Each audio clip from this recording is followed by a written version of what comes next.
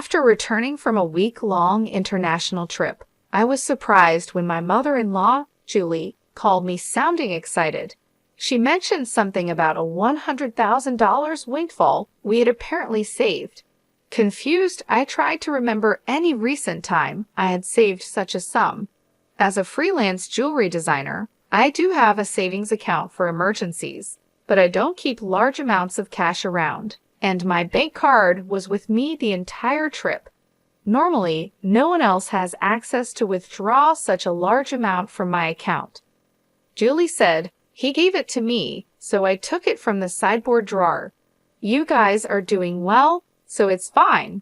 Her words left me bewildered. Before I could ask more questions, she quickly thanked me and hinted at counting on me for future financial help before hanging up. I was left puzzled about the missing $100,000 until Larry, my husband, came home and explained the misunderstanding. A month later, Julie bombarded me with numerous calls. At first, I ignored them, but the constant ringing eventually made me answer. Seeing over 50 missed calls on my phone was alarming.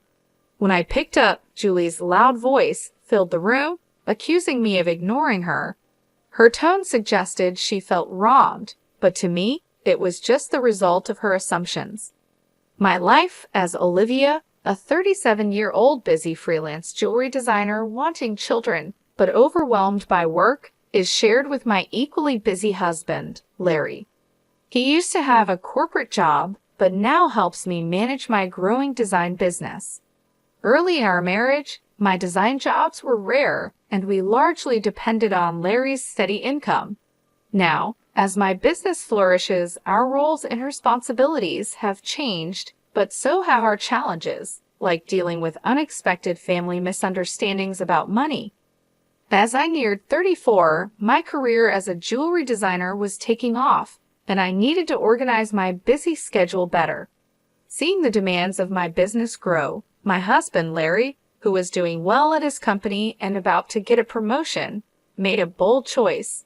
He quit his job to join me, using his management skills to help our business.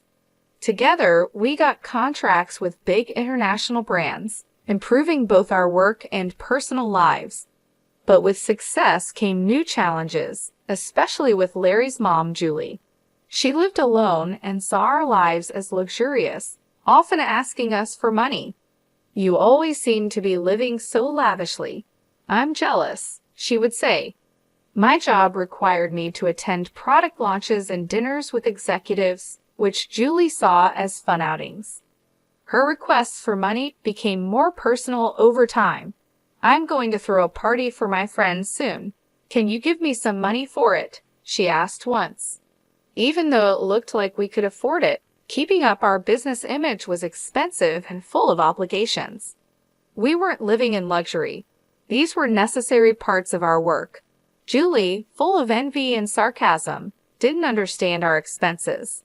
"Dressed up beautifully, eating at expensive places, I envy you," she'd say. Despite my repeated refusals, Larry, being her son, would sometimes give in to her demands. If giving her a little money keeps her quiet, then it's worth it, he'd argue, finding it easier to appease her than have our work disrupted. But Julie's demands only grew. Recently, she wanted a new dress for an upcoming gathering. Just the other day, Julie came over and pestered Larry. "Wouldn't a 3-piece suit work? We've been asked to buy clothes before," she said. "There might be cheaper options, but what Julie wants is certainly not cheap." I explained to Julie that it was a fancy party and she couldn't be the only one in old clothes. She also insisted on a matching bag, which left us frustrated. To handle her frequent requests, Larry had set up a credit card in Julie's name for her expenses. At first, she overspent a lot and Larry had to warn her. Even though he asked her to tell us before making big purchases, she kept spending too much. This constant demand for money left both Larry and me exhausted, trying to support family while keeping our business stable. I found an exquisite ring and couldn't resist buying it, though I regret not telling you first. Unfortunately, the bill was huge. Julie said, "If spending is going to be this uncontrolled, Maybe it's best to take back the card. We just can't cover these costs, Larry said. The credit card was in Julie's name, but Larry was the one managing and paying the bills. Julie treated the card as if it had no limit, not realizing every purchase had to be paid for. Since the money wasn't coming directly from her, she kept using it freely. To control her spending, Larry set a limit on her card. Julie stormed into our home one day, frustrated. "What the heck? I couldn't pay for my shopping the other day." "Why?" she complained. We explained that her excessive spending was straining our finances, so we had to lower her limit. "It's still enough, right?" Larry asked, trying to keep the peace. "But you two are still dressing up and going to fancy places. How is what I'm doing any different?" Julie protested, thinking our activities were just for fun. "That's part of our job, Julie. If that's a job, then what I'm doing isn't any different. It's unfair that only you two get to have all the fun," she argued. While it's true that our work involves attending events in luxurious venues, these are professional obligations, not leisure activities. Despite her misunderstandings, setting a limit on Julie's credit card seemed to calm things down. Occasionally, Julie would visit and complain to Larry, but overall, life continued without major disruptions. As the year ended, an exciting opportunity came up. A foreign brand manufacturer approached me with a proposal to expand our business by moving overseas. This prospect thrilled me as it could elevate me to the ranks of top-tier designers. Larry, ever supportive as my manager, was all for it. "It's a chance we have to take," he affirmed. However, the idea of moving abroad brought a new concern. Julie. Given her past behavior, it was a real worry that she might insist on joining us overseas. The thought of living internationally was exciting, but dealing with Julie's demands in a new country was daunting. When we told Julie about our plans to move overseas for work that weekend, she reacted as we expected. "I want to come too," she declared, assuming our move would be a long vacation. Larry tried to explain, "We're going there for work. It won't be as leisurely as you think." But Julie was skeptical. "You're trying to trick me. You're planning to live even more lavishly there without me watching," she accused. "We're not moving there permanently. We'll come back after our work is done," I explained, trying to calm her concerns. Yet she retorted, "You're saying that, but you're planning to leave me behind, aren't you?" Larry and I were both exhausted by this repetitive argument. In an attempt to compromise, Larry suggested, "Okay, we can't take you with us, but how about we pay for a week-long trip for you instead?" Julie perked up at this. "Really? Are you sure? We'll cover your flight and hotel, but you'll need to manage the rest," Larry affirmed, pleased for the moment. However, the peace was short-lived. A few days later, while Larry was busy with the move arrangements, Julie dropped by unexpectedly. "Hey, Olivia," Larry said, "I want to shop over there too. Can you give me some money?" she asked. "What about the card that Larry gave you?" I inquired, knowing she had a designated credit card for such expenses. Julie's face fell. "That's the thing. Larry finally took it away from me the other day," she admitted. It seemed she had been reprimanded for overspending, and anticipating the challenges of managing finances with different currency rates overseas, Larry had confiscated the card. "I don't have that kind of money on hand either. I can't give you money without Larry's approval." "Can you ask him?" I suggested, knowing full well Larry's stance. "It's no use asking him. That's why I'm asking you," she pressed, raising her voice in frustration. Julie did end up going on a 15-day trip abroad, which I assumed Larry managed to fund somehow. Upon her return, she called me, brimming with excitement. "I'm back, and it was so fun." She shared tales of her sightseeing and dining adventures, though I hadn't asked. "And I overbought souvenirs and couldn't fit them in my suitcase, so I had them shipped here. Can't wait for them to arrive," she exclaimed. "That's nice," I replied, trying to keep my tone neutral despite feeling a bit overwhelmed. "Thanks to the money you saved up, I had a blast," she exclaimed. "Saved up money? What are you talking about?" I responded, puzzled and a bit alarmed. having no recollection of setting aside money for her splurge. "I found it in your house's sideboard drawer," she said, claiming she took $100,000. I was stunned. Why would such a large amount of cash be stashed away at home, especially not in a drawer where anyone could find it? Confused, I confronted her. "I'm not sure what money you're talking about, but taking it from our house without permission is theft, even if you're family. Do you understand that?" Julie's response was unsettlingly casual. "That's why I'm telling you now. I used it. Consider it a post-factum report," she declared unapologetically. "I have no idea about this money, but if you took it and used it without telling anyone, that's a crime. And if it was something Larry had set aside for an important transaction, it's even more serious," I explained, trying to make sense of the situation. Despite this, there hadn't been any noticeable disruptions in our business finances during her trip. "You two live so extravagantly, so why can't I have a little of that? Think of it as doing a favor for your parent. It's not a big deal, right?" she rationalized, showing a sense of entitlement that was hard to comprehend. "It's one thing to ask for help from your son and his wife, but this is not how you should behave after taking someone else's money," I replied, still in disbelief. "I'm glad you enjoyed your trip, but I'll have to discuss this with Larry when he returns. Larry will understand. After all, I'm his only mother, and $100,000 isn't much to him," she assumed. "All right, I'll pass the message along," I said, astounded by her lack of awareness. Later that evening, when Larry came home, he looked troubled. "Olivia, do you know about the money I left in the drawer?" he asked urgently. 20 days ago, I withdrew it from my bank account, and now it's gone. Keeping such a large sum in a drawer, didn't you think it was careless?" he questioned.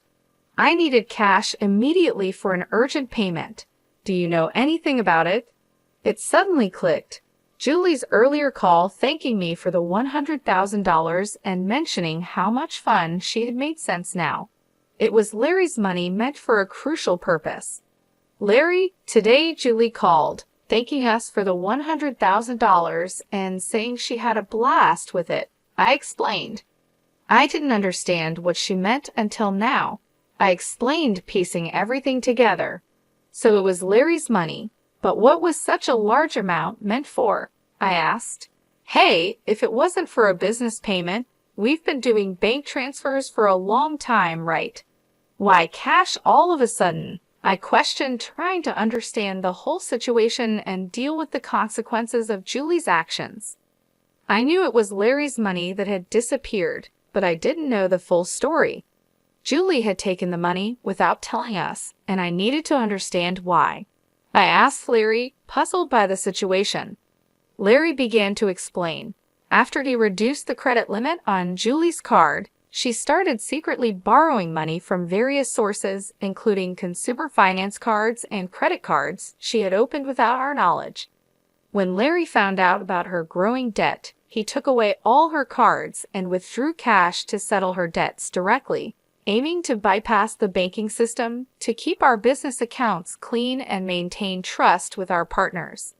This was also partly a farewell gesture, as we were moving abroad and wouldn't be around to manage such issues for her. Larry explained, "I plan to handle her debts discreetly to prevent our financial records from getting complicated." A month had passed since then, and as I was busy packing for our move, Julie's frequent calls became hard to ignore. When I finally took her call, her voice was filled with desperation. "Why aren't you answering my calls? I've called so many times," she said, almost in tears. "I'm sorry, Julie. I've been caught up with the move." "What's going on?" I asked, trying to remain calm and give her a chance to explain her side. "It's not just one thing, it's everything. They're asking for payments almost every day. It's too much," Julie confessed, her voice cracking under the strain. "Have you tried contacting Larry about this?" I asked, hoping she had sought his help first. "He seems to be blocking my calls. I can't get through to him at all. Olivia, you're my only hope now. Please help me, she pleaded. I realized then just how complex the situation had become. Julie's financial recklessness had led her into a maze of debt, and now, cut off from Larry's assistance, she was turning to me as her last resort. As we prepared to start anew in a foreign country, dealing with Julie's financial chaos demanded immediate attention before we could fully focus on our new beginnings. I was surprised by Larry's drastic approach toward his mother. If he had used the prepared funds to settle Julie's debts directly, this stressful situation might have been avoided. Now, Julie was overwhelmed with collection letters and constant calls from finance companies and lenders. It was like a scene from a dramatic film, something I never thought I'd see in real life. I'll talk to Larry, but I can't guarantee what he'll do. A son should help his mother in trouble, right? Please ask him for me, Julie pleaded at the end of our conversation. But with our business expansion coming up, our finances were already stretched then. We couldn't afford to help Julie more, especially since she misused the money meant to settle her debts. When I told Larry about the call, he responded with a mix of fatigue and resignation. I had planned to sort things out before we left, but she squandered that chance herself, he said coldly. The money was originally meant to clear Julie's debts, but she spent it on a lavish trip, leaving no room for excuses. As Julie's calls continued, I followed Larry's lead and blocked her number.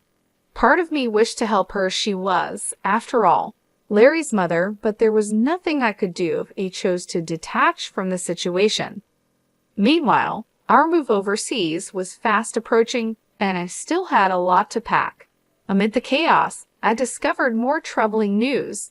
Julie had decided to sell her house to manage her debts. It turned out she had hidden even more liabilities than we knew. The total amount was so large that even after selling her property, she couldn't cover it all.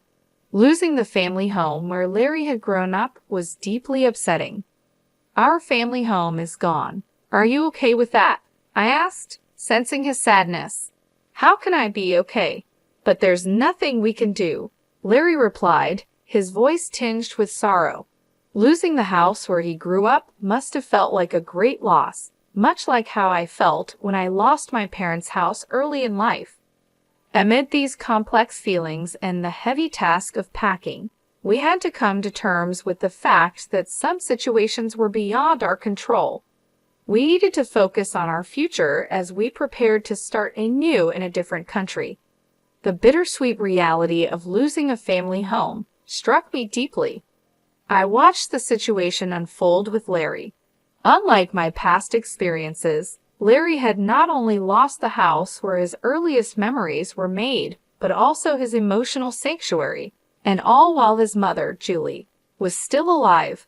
It's a hard feeling to describe the mix of loss and displacement, especially under such painful circumstances. It's more than just losing a building. It's about losing a part of your history and the comfort of a place to return to that no longer exists. Julie now lives in a modest apartment and faces the daily struggle of managing her debts. She works part-time, which is tough given her age. Job opportunities for older people are limited and often physically demanding and less rewarding. This new reality is a big change from her previous life of unchecked spending and financial freedom. Though I feel sympathy seeing her struggle, it's tempered by knowing her situation is the result of her own poor financial decisions. Life teaches us that actions have consequences, and Julie's case reaffirms that financial responsibility is crucial at any age. In our new environment, the business is thriving beyond our expectations. The move overseas has brought our brand into the international spotlight, with a flood of inquiries and offers from all over the world. Every new email and call brings potential for growth and collaboration, which is exciting but also very demanding. The success is thrilling but consumes our entire lives, leaving little room for anything else. Days blend into nights as we navigate time zones and cultural differences, trying to make the most of this golden opportunity. Despite the professional achievements, our personal lives are weighed down by our relentless schedules.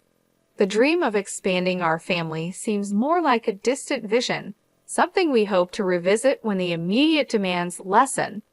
Larry, who handles everything from logistics to client management, feels the strain deeply. As partners in both life and business, we often ponder our future and priorities, wondering how we can balance our professional goals with our personal desires. I look out of our apartment window, taking in the vast landscape. The neon lights blur into the night, mirroring the blur of our daily lives. This view, filled with promise and anonymity, is a sharp contrast to the familiar streets we once knew. This city, vibrant and relentless, is now our home. However, it starkly contrasts with the quiet, steady life we left behind. Our new life is exciting but also daunting. It's filled with endless tasks and decisions that challenge us at every turn. Navigating this new chapter, I often think about Julie's situation and the broader implications of our family and financial decisions. It's a continuous learning curve, understanding how deeply our choices are intertwined with our lives. Each decision, each sacrifice, and each success shapes not just our immediate circumstances, but also the legacy we leave behind. This view is full of promise and anonymity, a big change from the familiar streets we once knew. This city, vibrant and relentless, is now our home, but it is very different from the quiet. Our new life is exciting but also challenging, with endless tasks and decisions at every turn. As we navigate this new chapter, I often think about Julie's situation and how our family and money choices affect everything. We keep learning how our choices are deeply connected to our lives. As we build this new phase of our life, we try to balance achieving success and maintaining the relationships that define us beyond our business achievements.